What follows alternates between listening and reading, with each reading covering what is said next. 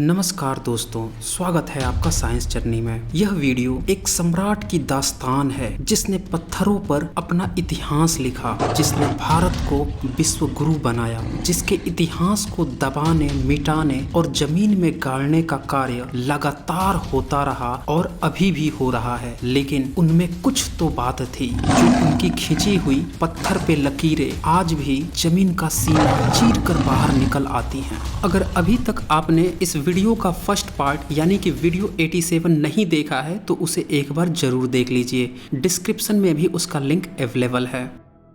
Sir William Jones Bengal Presidency में Supreme Court के जज तथा एंशियंट इंडिया के स्कॉलर। एक दिन वो अचानक से बहुत ज्यादा परेशान दिखाई दे रहे थे। उन्हें प्राचीन भारत के कुछ स्तंभों पे लिखे वर्ड्स को समझने में काफी दिक्कतें हो रही थी। वह काफी बेचैन थे कि कैसे उसको समझें। उनने उन स्तंभों पे लिखे हुए शब्दों की एक पांडुलिपि कागज पे तैयार करवाई और बनारस के तत्कालीन हाकिम के पास उसकी छाप भेजी। उस समय बनारस को ब्राह्मणों ने विद्वता का गढ़ प्रचारित कर रखा था और यह भी प्रचारित कर रखा था कि सृष्टि के जन्म से लेकर कलयुग के तत्कालीन दिन तक की एक एक अवधि का संपूर्ण ज्ञान वो रखते हैं। अंग्रेजी हुकूमत के हाकिम ने बनारस के सभी प्रकांड विद्वानों को इस लिपियों को पढ़ने और इसका अनुवाद का जिम्मा सौंपा। एक विद्वान पंडित ने उस लिपि को पढ़कर बताया कि इस पर युधिष्ठिर का गुप्त वनवास लिखा है। इतना ही नहीं, उस विद्वान पंडित ने अशोक की लिपि को पढ़ने के लिए एक जाली किताब भी लिख डाली और बताया कि उसने बिल्कुल सही पढ़ा है। 50 सालों से भी ज्यादा समय तक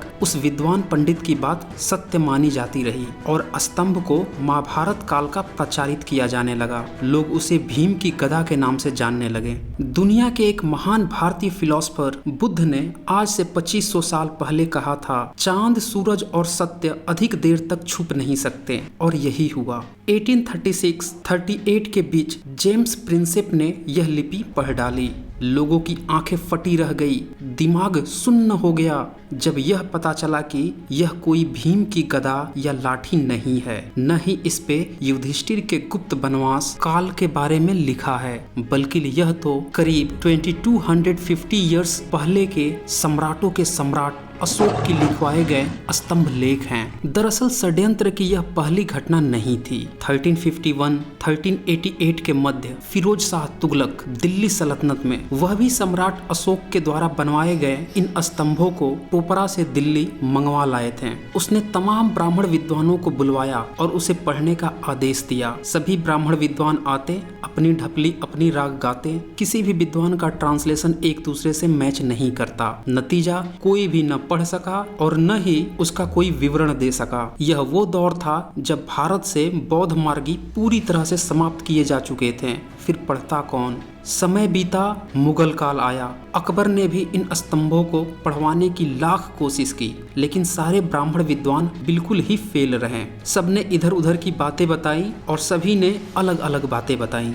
तो सवाल यह है कि जेम्स प्रिंसेप ने अशोक स्तंभ की लिपि आखिर पढ़ी कैसे? भाषा वैज्ञानिक प्रोफेसर राजेंद्र प्रसाद सिंह अपनी पुस्तक सम्राट अशोका न्यू पर्सपेक्टिव, जो कि किंडल वर्जन में अवेलेबल है, आप सभी को पढ़नी चाहिए। यह एक बहुत ही बेहतरीन पुस्तक है। किंडल वर्जन के पेज 104 में लिखते हैं, कोई भी अज्ञात लिपि तब पढ़ी जाती है जब उसका द्विभाषी अभिलेख मौजूद हो, जिसमें कि एक लिपि ज्ञात हो। अशोक के अभिलेख द्विभाषी थे और दूसरा कारण यह भी था कि अभिलेख काफी लंबे हों ताकि बार बार किसी खास लिपि चिन्ह को आने पर उसके संकेतों को पकड़ा जा सके। अशोक के अभिलेख लंबे हैं जिसमें एक ही लिपि चिन्ह बार बार आ रहा है। अब आप समझ सकते हैं कि जिसे अभिलेख पढ़ना था उसी ने खोए हुए इतिहास को जानने में, उसको सामने लाने में तत्परता दिखाई। जिसे सम्राटों के सम्राट के महान इतिहास को जमीन में दफन करना था या किए थे, वो भला उन स्तंभों पर क्या लिखा है उसके बारे में सत्य क्यों बताते? उल्टे सत्य बताने की बजाय अपनी काल्पनिक कथा कहानियां रामायण और महाभारत और थोप दिए। लेकिन ये षड्यंत्रकारी प्रजाति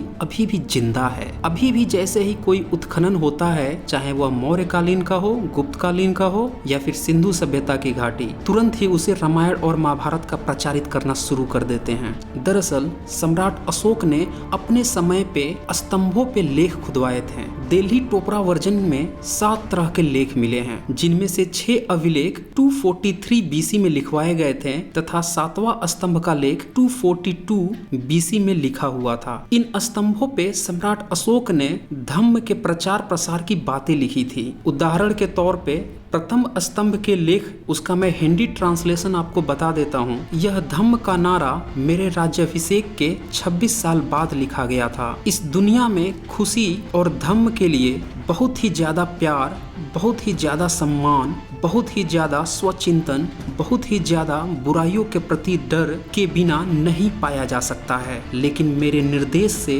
धम्म और धम्म के प्रेम के संबंध में दिन प्रतिदिन वृद्धि हुई है और बढ़ती रहेगी, और मेरे उच्च, निम्न और मध्यम श्रेणी के अधिकारी धम्म के अनुरूप और अभ्यास कर रहे हैं और दूसरों को भी ऐसा करने के लिए प्रेरित करने में सक्षम हैं। सीमावर्ती क्षेत्रों में महामात्रा वही कर रहे हैं और ये मेरे निर्देश हैं। धम्म की रक्षा करना, धम्म के माध्यम से सुख करना और धम्म की रक्षा करना।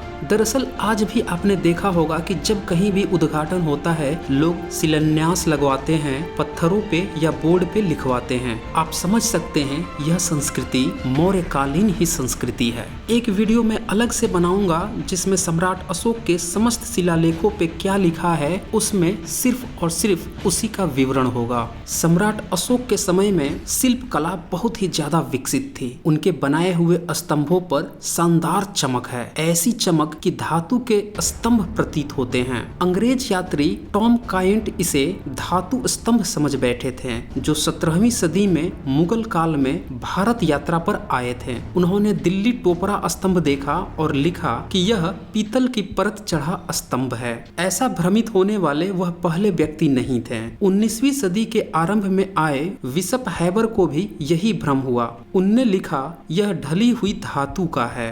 हैरतअंगेज इंजीनियरिंग के इस कमाल के स्तंभों को जब फिरोज शाह तुगलक इसे दिल्ली लाए थे, तब इसे खींचने के लिए 8400 लोग लगे थे, वो भी तब जब इसे कोई 150 मील ले जाना था। सोचिए सम्राट अशोक के इंजीनियरों ने कैसे इसे चुनार में इसका निर्माण कर टोपरा भेजा होगा। यह अपने आप में एक अचरज का विषय है। इसी तरह सम्राट अशोक द्वारा बनवाया हुआ एक और स्तंभ कौशाम्बी से इलाहाबाद लाया गया था, जिसकी चमक आज भी बरकरार है, जिसे 19वीं सदी में जेम्स प्रिंसेस ने ही पढ़ा था। शम्स ए सिराज अफीक सुल्तान अपनी पुस्तक तारीख ए फिरोजशाही में अशोक स्तंभ टोपरा से दिल्ली लाए जाने का वृत्तांत के बारे में लिखते हैं कि सुल्तान ने स्तंभ उखाड़ने के बाद इसे खरोंच न लगे, इस कारण रेशम की रुई पे रखवाया था। लेकिन जब जेम्स प्रिंसेस इसे पढ़ रहे थे, तब इस पिलर से कई हिस्से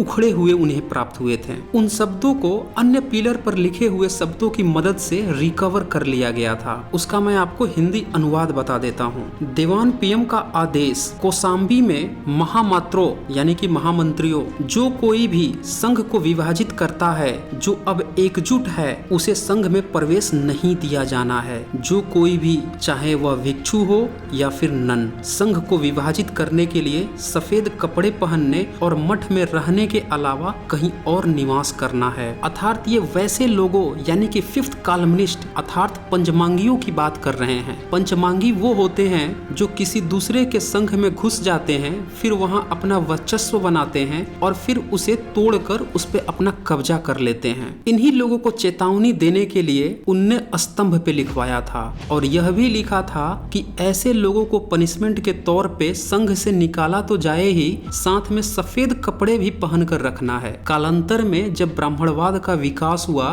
तो उसने जो विधवा औरतें थीं, उन्हें सफेद कपड़े पनिशमेंट के तौर पर पहनाने लगे। समय बीतता रहा, इतिहास गोते खाने लगा। जिस संघ को तोड़ने की बात उसे दंडित करने की आदेश सम्राट अशोक ने कौशाम्बी स्तंभ में लिखवाया था, उस स्तंभ का शीर्ष ही तोड़ दिया गया। लेकिन उसका शीर्ष, कमल चौकी और उस पे सुसज्जित होने वाला वृषभ अलग अलग कौशाम्बी से ही 2.4 किलोमीटर की दूरी पर 1963-64 में मिला था। अगर शीर्ष कमल के चौकी पर इस खंडित वृषभ को रखा जाए तो यह सम्राट अशोक के रामपुरवा का वृषभ शीर्ष जैसा सटीक बन जाएगा। यह षड्यंत्र था, यह समय का फेर। सच्चाई सामने है। खुदाई के हर प्रमाण को रामायण या महाभारत का बताने वाले आखिर कैसे 2200 साल पहले की बात को नहीं जानते थे, यह अपने आप में ही एक बड़ा प्रश्न है। मंदिरों की शिवलिंगों में सम्यक संस्कृति के बनाए स्तंभों और उसके कलाकृतियों का इस्तेमाल करना भी कहीं न कहीं एक बहुत बड़े षड्यंत्र की तरफ इशारा करता है, जैसा कि मैंने वीडियो 74 और 76 में भी दिखाया है। इतिहासकार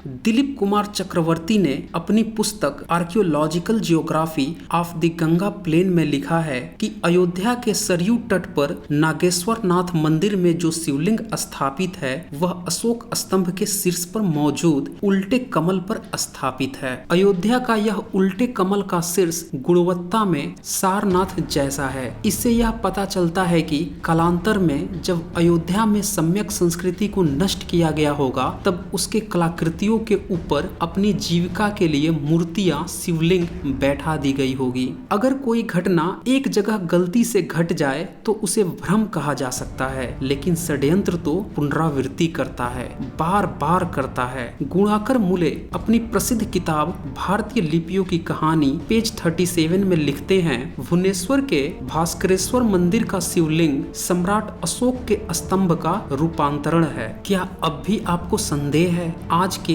प्राचीन देवी देवताओं के मंदिर, शिवलिंग भारत की मूल संस्कृति को जमीन में गाड़कर उसके ऊपर ही खड़े किए गए हैं। चीनी यात्री हेनसोंग ने 7वीं सदी में भारत की यात्रा की थी। वे बनारस भी गए थे। बनारस यात्रा का पूरा विवरण उनने अपनी पुस्तक के 7वें अध्याय में किया है। उनने लिखा कि बरना नदी के पश्चिमी भाग में अशोक का बनाया हुआ 100 फीट ऊंचा स्तूप है। स्तूप के सामने पत्थर का कांच की भांति चमकीला एक स्तंभ है। समय बीता और यहाँ भी षड्यंत्र खेल दिया गया। 1909 में विंसेंट स्मिथ ने उस जगह का परीक्षण किया और अपनी किताब identification of the Ashoka pillar north east of Banaras city described by Hiuen Tsang में लिखते हैं, इस अशोक स्तंभ की पहचान बरना नदी के पश्चिम में स्थित लाट सरैया में मौजूद लाट भैरव के रूप में है। सवाल यह है कि अशोक स्तंभ को लाट भैरव बनाने का खेल कब खेला गया होगा। फ्रेंच यात्री ट्रेवेनियर 1665 में बनारस की यात्रा किया था और उसकी डिटेल्स उन्होंने अपने ट्रेवलिंग डायरी के अध्याय 8 में लिखा था कि यह स्तंभ कोई 32-35 मीटर ऊंचा है। इसकी मोटाई करीब उतनी है जितनी कि 3 आदमी के मिले हुए हाथों की गोलाई है। यानी 17वीं सदी तक 100 फीट ऊंचा स्तूप को मिटाया जा चुका था, लेकिन अशोक स्तंभ बचा हुआ था। अर्थात अशोक स्तंभ को भैरव लाट 17वीं सदी से 20वीं सदी के बीच में ही बनाया गया होगा। फिल रॉबिन्सन के एक संग्रह 1865 में लिखा है कि 1809 में एक दंगे में इस स्तंभ के टुकड़े टुकड़े हो गए। फिर एक टूटे हुए स्तंभ को ताम्र कवच मढ़वाकर भैरव लाट की कहानी चल पड़ी। सम्यक संस्कृति की कब्र पर जीविका चलाने वाले लोग भारत के कोने कोने में फैले हुए हैं। न जाने कितने ऐसे अशोक स्तंभ बर्बाद कर दिए गए, तोड़ दिए गए या जमीन में जमींदोज कर दिए गए, जिनका आज तक पता ही नहीं चल पाया। ये तो वो हैं जो किसी विदेशी यात्री से उनके लिखित नोट से या उत्खनन के द्वारा, खोज प्रमाण के द्वारा मिलान कर इनका सच डंके की चोट पर बाहर आ रहा है। सैल्यूट है सम्राट अशोक को, उनकी दूरदर्शिता को, जिनने पत्थरों पर इतनी लकीरें खींची कि लगातार 2300 साल तक षड्यंत्रकारी उन लकीरों को मिटाते रह गए, मिटाते रह गए, लेकिन आज भी वो जमीन चीर के बाहर निकलती है और भारत की वास्तविक संस्कृति, सम्यक संस्कृति से हम सभी को परिचय करवा ही देती है। तो दोस्तों, आपको यह वीडियो कैसा लगा, इसका फीडबैक जरूर देवें और इस वीडियो को ज्यादा से ज्यादा शेयर करें ताकि सभी लोगों को सम्राट अशोक के द्वारा लिखवाए गए इन स्तंभों के सच का सभी को पता चल सके। आगे की कुछ वीडियो और भी लाऊंगा जो सम्राट अशोक से ही जुड़े हुए इतिहास के घालमेल पर आधारित होंगे। तो आज बस इतना ही। धन्यवाद।